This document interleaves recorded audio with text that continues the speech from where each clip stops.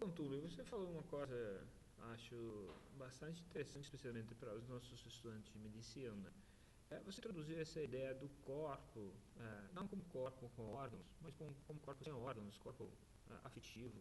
Poderia explicar um pouco melhor isso? Porque acho que esse seria um problema para os nossos estudantes. Sim, eu vou começar dizendo, Igor, sobre esse conceito a partir de alguns pressupostos. O primeiro pressuposto é o seguinte: todo trabalho assistencial, ou todo trabalho no sentido do cuidado à saúde, ele se dá com base no encontro. Ou seja, do encontro de um profissional com o usuário, e é a partir desse encontro que se produz o cuidado. Então, nesse sentido, nós buscamos compreender o que é esse encontro, que efeitos que esse encontro tem no profissional e no próprio usuário. Foi aí que nós tomamos contato e fomos buscar num filósofo, Baruch Spinoza, que viveu na Holanda no século XVII, a noção de encontro. E a noção de encontro e os efeitos que esse encontro tem naqueles que se encontram. Baruch Spinoza ele vai tratar o que nós chamamos de teoria da afecção. Então, segundo o Spinoza, todo corpo, quando se encontra com outro corpo, eles têm uma capacidade de se afetar, ou seja, de afetar mutuamente um corpo no outro. O que significa isso? O afeto ele é transmitido, segundo Spinoza, por intensidades. É como se compusesse no próprio encontro um campo, entre aspas, parecido com um campo energético entre aqueles que se encontram, que ele vai chamar de que ele vai dizer que é nesse campo entre eles que é transmitido o afeto. E esse afeto ele tem um efeito de produzir no outro, ainda segundo Spinoza, alegria ou tristeza. E se ele produz alegria, significa que o outro corpo ele vai aumentar a sua capacidade de agir no mundo. Eu diria, no caso, ele aumenta a sua capacidade vital, a sua potência vital. E se ele vai produzir tristeza, assim, enquanto produz tristeza, ele vai reduzir a sua capacidade de agir no mundo. Eu diria, ele reduz a sua potência vital. Então, agora, alegria e tristeza, eles são sentidos pelo corpo. Ele não é sentido por nenhuma estrutura anatômica. Eu diria, não é sentido pelo coração, não é sentido pela mente, não é sentido pelos membros, ele é sentido pelo corpo.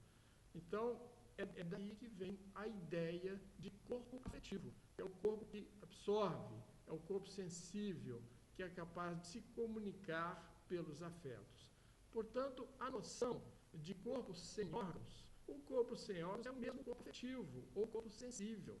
Ela é complementar, eu diria assim, ao conceito de corpo anatomofisiológico. É o complementar. Ela não substitui, não anula e não desqualifica o conceito de corpo anatomofisiológico. Apenas complementa na medida em que a noção de corpo biológico ela é insuficiente para aquilo que nós precisamos compreender. Bom, Gilles Deleuze foi um filósofo que tem muita referência e muito influenciado pela filosofia de Spinoza. E ao estudar e perceber esse corpo afetivo, ele vai se inspirar numa ideia que é uma ideia de um dramaturgo francês que viveu no final do século XIX e início do XX, que é Anthony Artaud, que trata nos seus escritos, na sua literatura, da ideia de corpo sem órgãos. O Gilles Deleuze se aproveita daí para formular o conceito de corpo sem órgãos. E ele vai dizer, na sua obra Mil Platôs, que o organismo é formado, portanto, de uma primeira dimensão, que é um corpo com órgãos, e uma segunda dimensão, que é um corpo sem órgãos. Portanto, nós vamos entender que daí nós podemos tirar uma ideia de clínica e de trabalho para cuidado em saúde, mais completa, mais abrangente, que consegue pegar o sujeito na sua experiência de vida, na dimensão toda da sua existência, e não só tomá-lo naquilo que é o corpo biológico, o corpo entendido como esse corpo com órgãos. Que efeito que isso tem no cuidado em saúde? Tem um efeito do trabalho, porque nós herdamos um modelo de assistência que vem do século XX, se construiu no século XX, que é um modelo em que o processo de trabalho médico ele é muito centrado no ato prescritivo, ele é muito centrado no alto consumo de medicamentos e exames. Vários estudos foram feitos nessa direção. O professor Emerson Merck, da Universidade Federal do Rio de Janeiro, tem ampla produção nesse sentido. Então, e quando nós vamos pensar, portanto, que projetos terapêuticos centrados apenas no ato prescritivo, eles são ineficazes, em sua grande parte, nós precisamos imaginar que esses projetos terapêuticos precisam tomar a dimensão toda da existência do sujeito, portanto, eu preciso reconhecer que essa dimensão afetiva sensível necessita também de ações de trabalho voltadas para essa dimensão, que são aquelas centradas nas tecnologias leves, também segundo o professor Emerson Mendes, são as tecnologias relacionais, e que dizem respeito ao trabalhador implicado com a responsabilização, com o vínculo, com essas noções necessárias para cuidar da saúde. Portanto, é a partir daí que a ideia de corpo sem órgãos vai tomar relevância e o efeito no trabalho dos projetos terapêuticos que tomam também essa dimensão com seu objeto, a dimensão sensível do corpo. Tem duas dúvidas que acho são também interessantes. Primeiro, uma etapa tem uma dificuldade a sair desse dualismo mente-corpo dos nossos estudantes e também dos profissionais aqui. E parece que a responsabilização nessa estratégia de cuidado dos profissionais e do serviço sai do corpo e vai para uma relação com as pessoas que é meio vinculada a uma capacidade comunicativa que o médico tem com a pessoa em si, mesmo como identidade. Mas a questão nós sabemos muito bem que desigualdades sociais em saúde, por exemplo, produzem efeitos desiguais na saúde das pessoas, não por causa de processos que as pessoas vivem no espaço de indivíduo com indivíduo, comunicação com comunicação. Como isso funciona do lado do cuidado ou do lado da assistência do serviço de saúde? Como isso entra nessa dialética entre o serviço, o profissional e a pessoa que se apresenta no serviço? Para sair um pouco dessa lógica de que tudo acontece no espaço de relação entre indivíduo e indivíduo, como o corpo sem órgãos e os afetos se articulam com os processos sociais? Sim, toda a discussão que a gente vem fazendo relacionado a esse tema, ela tem uma dimensão social muito forte presente nisso, e eu vou tentar discutir um pouco sobre isso. A primeira questão, quando nós falamos de corpo sensível, de corpo afetivo, nós estamos dizendo da formação da subjetividade. O que é a subjetividade? A subjetividade é uma forma singular de estar no mundo, ou seja, cada um está no mundo de uma forma específica. É uma forma singular de compreender esse mundo, de intervir sobre ele, de significar tudo o que nos rodeia. Então, eu diria, por exemplo, que a noção de cuidado de saúde, o conceito de cuidado de saúde, trabalho de saúde, é singular, ou seja, cada profissional tem uma noção de cuidado de saúde, tem um conceito de cuidado de saúde. Tanto que quando a gente vai discutir, por exemplo, modelo assistencial de saúde, me pergunta qual é o modelo assistencial de saúde que existe numa unidade de saúde. Para mim, existem tantos modelos quanto são os trabalhadores ali. Porque essa é uma forma singular de compreender o que é cuidar de saúde. E a sua prática, ela reflete esse pensamento, ela reflete o seu pensamento. O que é cuidar de saúde? Dependendo dessa resposta, a sua prática vai estar vinculada a ela. Ou seja, as práticas também são singulares. Então, subjetividade é isso. Agora, a gente vai recorrer a autores como Gilles Deleuze e Félix da Guattari, que são autores franceses, para discutir uma ideia de que a subjetividade se forma no campo social. Eu acho que esse tema é absolutamente importante. Ou seja, é a partir das experiências que o sujeito tem. Na sua existência e na vida, ele vai formando a sua subjetividade. E se nós tomarmos, por exemplo, a ideia de encontro em Spinoza, eu poderia dizer que é a partir dos encontros, os múltiplos encontros que alguém tem no seu trabalho, na sua vida, ele vai formando a sua subjetividade. Então, nesse sentido, a ideia de subjetividade é uma ideia em que a subjetividade se forma no campo social e, ao mesmo tempo, essa experiência com a vida e com o trabalho no campo social produz uma subjetividade do sujeito. E, ao mesmo tempo, essa subjetividade, ela tem um poder operatório, ou seja, ela faz com que a pessoa trabalhe, cuida das pessoas de certa forma, então ela volta ao campo social, modificada. É como se nós estivéssemos sempre numa dobra entre o campo social e o campo subjetivo. Nós produzimos um mundo no campo social, onde nós estamos com as nossas ações. O profissional de saúde, o médico, ele produz o cuidado nos lugares que ele está. E isso é uma produção de mundo. Se o seu mundo é aquele, o trabalho de saúde. Mas, ao mesmo tempo, o seu encontro com as pessoas, o seu encontro com os outros, com as ideias, com todas as questões que circulam esse mundo social no qual está, também tem um efeito de produzir certos efeitos nele, ou seja, produz nele certos efeitos que vão o modificando ao longo da sua própria experiência de trabalho e de vida. É como se nós produzíssemos o mundo e o mundo nos produz ao mesmo tempo. Essa é a ideia de produção de subjetividade. Como é algo absolutamente dinâmico, eu diria que nós estamos vivendo muito mais processos de subjetivação, porque nos modificamos ao longo do tempo, do que uma subjetividade cristalizada. Mas, enfim, todas essas questões, o encontro do sujeito com os outros, a formação da subjetividade se dá, portanto, em relação com o mundo social. E essas experiências vão tornando o profissional de um certo tipo. Essa é uma questão importante. Todas essas relações estão muito vinculadas ao mundo social. Tanto que mudanças, processos de transformação social no campo da saúde, exige que haja um processo de transformação dos sujeitos que estão atuando nesse campo. Porque essa relação é uma relação íntima e de produção mútua. Os sujeitos produzem o mundo produz também. Quando isso, Túlio, outra pergunta surge, acho, com uma certa urgência, né? Porque, da sua fala, a gente entende isso. A relação, por exemplo, médico-paciente, ela é produto de um mundo, mas a forma que aquele encontro acontece, ela é produtor, esse encontro é produtor do mundo, no mesmo tempo. Então, aqui surge uma pergunta, acho bastante importante. Qual é a produção de mundo que esse tipo de encontro médico ou entre sistema de saúde e doente produz nesse cenário que a gente está vivendo, com essa abordagem biomédica? E qual seria a diferença na produção também de outros mundos, de um encontro entre um sistema de saúde e um profissional com esse corpo, com seus órgãos? Então, tentando um pouco esclarecer qual é o produto dessa dinâmica de oferecer serviços de saúde e qual seria a diferença nessa perspectiva de um encontro entre sujeitos, um encontro que é produtor de outra forma de serviço, outra forma de cuidado.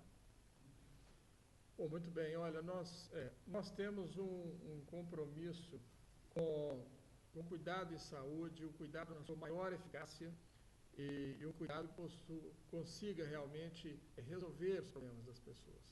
Então, a primeira questão diz respeito ao seguinte: esse cuidado, para ser eficaz, ser realmente eficaz, o que é necessário se desenvolver? Porque até esse momento, o que nós temos observado nos nossos estudos é que o cuidado, quando ele é feito de forma apenas prescritiva, o cuidado, quando não leva em consideração toda a dimensão social e subjetiva da existência dos sujeitos, ele se torna extremamente ineficaz e caro. Essa é uma questão importante. Ou seja, como as pessoas não se sentem suficientemente protegidas e não se sentem suficientemente acolhidas pelo serviço, elas vão sempre procurar uma segunda opinião, terceira opinião, vão sempre procurar as queixas, jamais, dificilmente conseguem suprir toda a sua necessidade.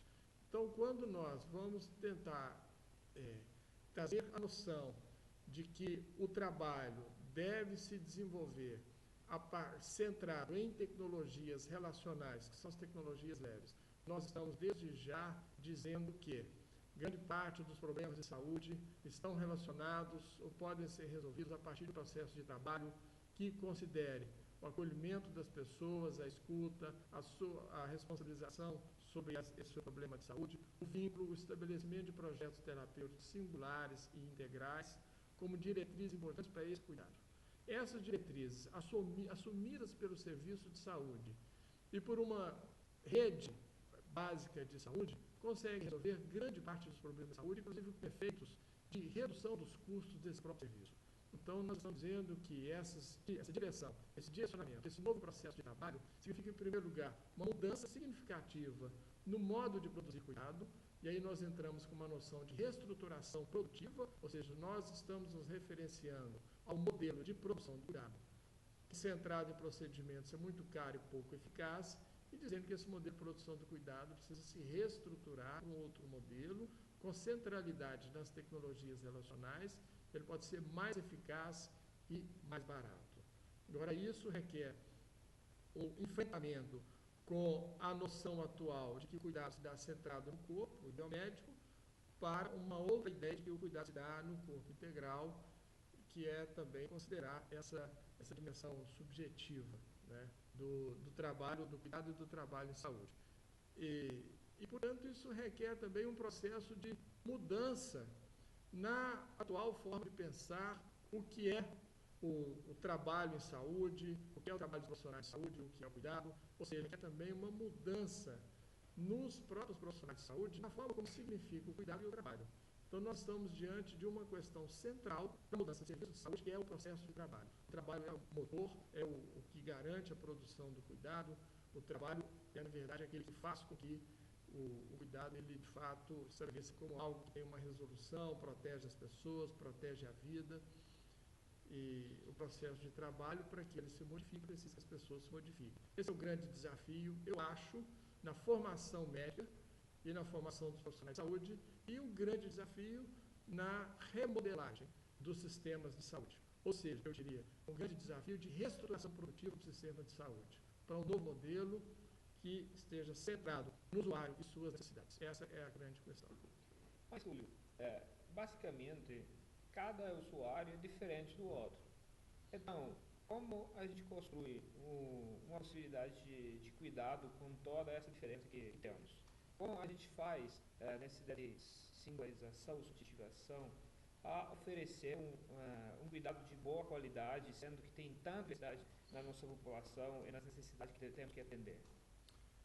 Então, o projeto terapêutico é preciso partir desse princípio, que você coloca. O princípio de que os problemas de saúde são singulares, ou seja, eu posso ter inúmeros hipertensos, mas o modo como a hipertensão acontece em cada vida é diferente um do outro. Então, o projeto terapêutico tem que ser singular. Ele precisa considerar a singularidade da vida, da existência de cada sujeito que tem aquela hipertensão. O que acontece hoje, o modelo de cuidado muitas vezes não reconhece isso. E você faz um cuidado serializado, ou seja, para hipertenso é medicamento, exames, retorno ao médico periodicamente. E nós sabemos que há usuários que são resistentes à medicação, a tomar medicamentos, há usuários que reagem ao adoecimento de forma diferenciada, alguns negam e, portanto, não produzem o cuidado a si mesmo, ou são mais ativos em relação a esse cuidado. E essas diferenças têm que ser tratadas dentro do projeto terapêutico. Então, o projeto terapêutico precisa ser singular para atender à especificidade de cada usuário. É isso que nós propomos.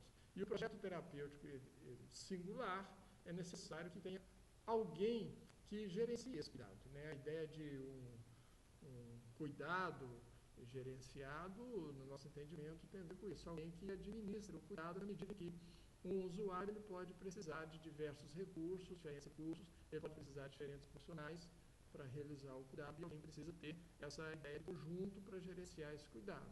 Então, você tem certos usuários que são dependentes de visita domiciliar, cuidados domiciliares, e isso precisa ser garantido. Outros não têm essa necessidade, o cuidado é feito de outras formas. Então, essa diferenciação ela precisa ser contemplada. Ou o cuidado não será eficaz como se pretende que seja. Mas como nós podemos garantir uma boa qualidade do atendimento se não conseguimos mais estandardizar o ato terapêutico?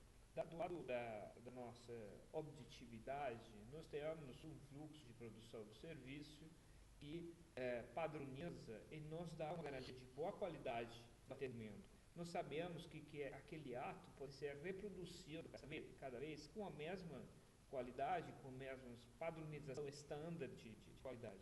E assim, como é que a gente controla a produção de trabalho? Como é que tem controle de uma boa qualidade do atendimento?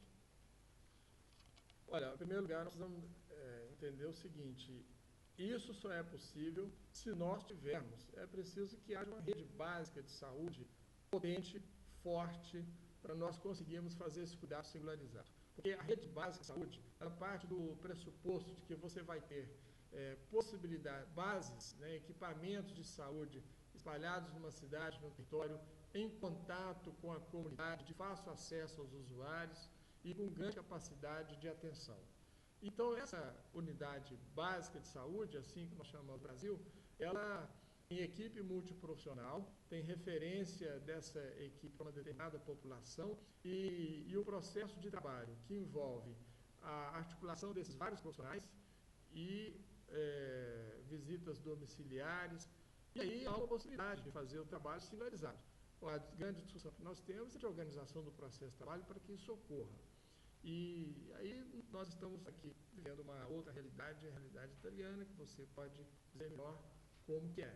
Mas, de qualquer forma, nós entendemos que esse cuidado singularizado, ele é mais fácil de ser realizado em larga escala na população se você tiver uma rede básica organizada. E a rede básica, a organização de uma rede básica, ela vem no sentido de fazer um cuidado mais eficaz, melhor, próximo da população, mas vem no sentido também de fazer, além de aumentar a eficácia, reduzir custos do serviço. Nós não temos nenhum problema em dizer que a rede básica reduz custos, porque na medida em que se tem vínculo com os usuários, o cuidado se torna muito mais fácil, tranquilo e barato, porque, obviamente, se você tem vínculo com o usuário, você sabe a história dele, cuida daquele usuário há muitos anos, você não precisa fazer, por exemplo, uma bateria de exames a cada encontro com o usuário, ou coisa que você tem, porque se é necessário fazer quando você não conhece o usuário que você está atendendo. Na medida que você tem vínculo, isso é necessário. Então, a atenção básica ela é muito eficaz, ela tem vários dispositivos de cuidado para ser utilizado pela população, não só o cuidado clínico ao usuário, mas também proteção e prevenção à saúde são trabalhados com a equipe multiprofissional nesse equipamento. E isso é uma questão central a ser construído. É a partir daí que nós vamos entender que é possível fazer esse cuidado singularizado. Muito obrigado.